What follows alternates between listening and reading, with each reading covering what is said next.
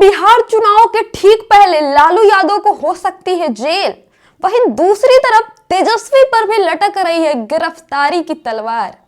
क्या बीजेपी फिर से वही खेल करने वाली है जो उसने झारखंड में हेमंत सोरेन के साथ किया और दिल्ली में केजरीवाल के साथ किया है? जानेंगे इस वीडियो में। नमस्कार, मेरा नाम सलोनी चौहान है और आज हम बात करेंगे बिहार के राजनीति की। जैसे जैसे चुनाव के दिन नजदीक आ रहे हैं, राजनीतिक उठापटक जोरों पे शुरू हो गई है। बीजेपी अपनी वही पुरानी जेल वाली राजनीति शुरू कर चुकी है।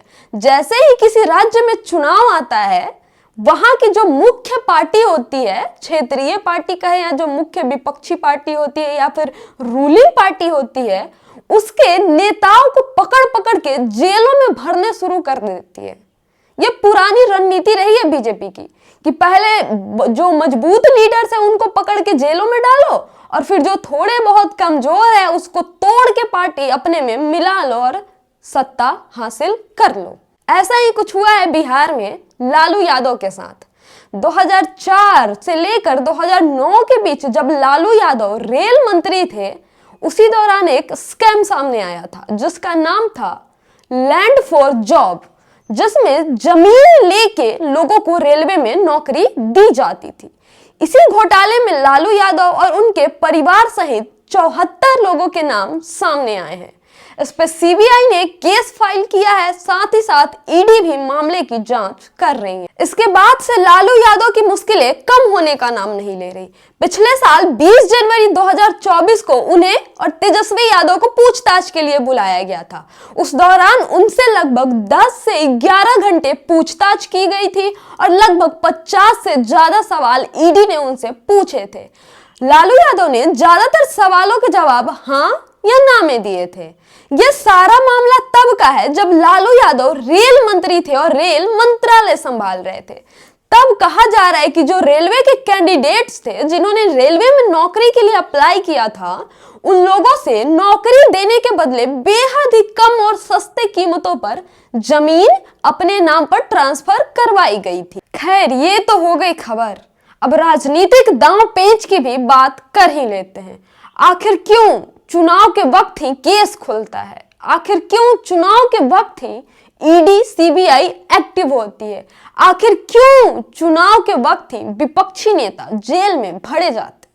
ये आपको अच्छे से पता है कि बीजेपी किस स्तर का राजनीति करती है। जब जब जिस राज्य में चुनाव होता है, तब तब उस राज्य के जो मजबूत पार्टी होती है, चाहे वो क्षेत्रीय पार्टी हो या फिर विपक्षी पार्टी, उसके जो मजबूत स्तंभ होते हैं यानी जो मजबूत नेता होते हैं, उनको जेल में किसी ना किसी पुराने फाइल में, केस में, घोटाले में फंसा कर पहुंचा देती है। और फिर क्या करती है? फिर उसी पार्टी के छोटे मोटे नेता को पार्टी तुड़वा के अपने साथ मिलाती है और सत्ता पा लेती है। और बाद में जब उनका मकसद पूरा हो जाता है तो फिर उसे धक्के मार के बाहर निकाल देती है। चलिए अब इतिहास के पन्ने पलट के देख लेते हैं। जब झारखंड में चुनाव करीब था, तब बीजेपी ईडी सीबीआई के बल पे झारखंड के जो मुख्यमंत्री थे हेमंत सोरेन, उसको जेल भिजवा देती है। उसके बाद क्या होता है? हेमंत सोरेन अपने करीबी या फिर ये कहें कि लेफ्ट हैंड कहे जाते थे चंपई सोरेन, उनको मुख्यमंत्री बना देते हैं। जब हेमंत सोरेन जेल से बाहर आते हैं और वापस मुख्यमंत्री बनते हैं या फिर राज्य में चुनाव होता है, तब बीजेपी क्या करती है? चंपई सोरेन को लालच देके अपने पार्टी में बुलवा लेती है। बाद में अभी नतीजा आप देख रहे हैं, चंपई सोरेन ना घर के बच्चे हैं ना घाट के बच्चे हैं। ठीक वैसे ही दिल्ली में अरविंद केजरीवाल के पार्टी के सारे बड़े बड़े नेताओं को, चाहे वो मनीष सिसोदिया हो या फिर संजय सिंह या फिर अरविंद केजरीवाल ही क्यों ना हो, सबको जेल में बंद करवा देती है ईडी सीबीआई से काम करवा के। वो समझ जाएंगे ईडी सीबीआई कैसे काम करती है बीजेपी के इशारे पे। फिर आतीसी मुख्यमंत्री बनती है और उसके बाद राज्य में चुनाव होते हैं और फिर क्या होता है? नतीजा आपके सामने है। बीजेपी सत्ता पाके बैठी हुई है दिल्ली में और आम आदमी पार्टी के तो अब ऐसी स्थिति आ गई है कि उसके अस्तित्व पर भी सवाल खड़े होने लगे हैं। ये राजनीति करती है बीजेपी, इस स्तर की राजनीति करती है, इतने निचले स्तर की राजनीति करती है। अब बड़ा सवाल ये है कि क्या सच में लालू यादव जेल जाएंगे या नहीं? क्या बीजेपी बिहार में फिर से वही ईडी सीबीआई वाली राजनीतिक खेल करना चाहती है? और अगर हाँ, तो बिहार चुनाव में विपक्ष की भूमिका कौन सी पार्टी निभाएगी?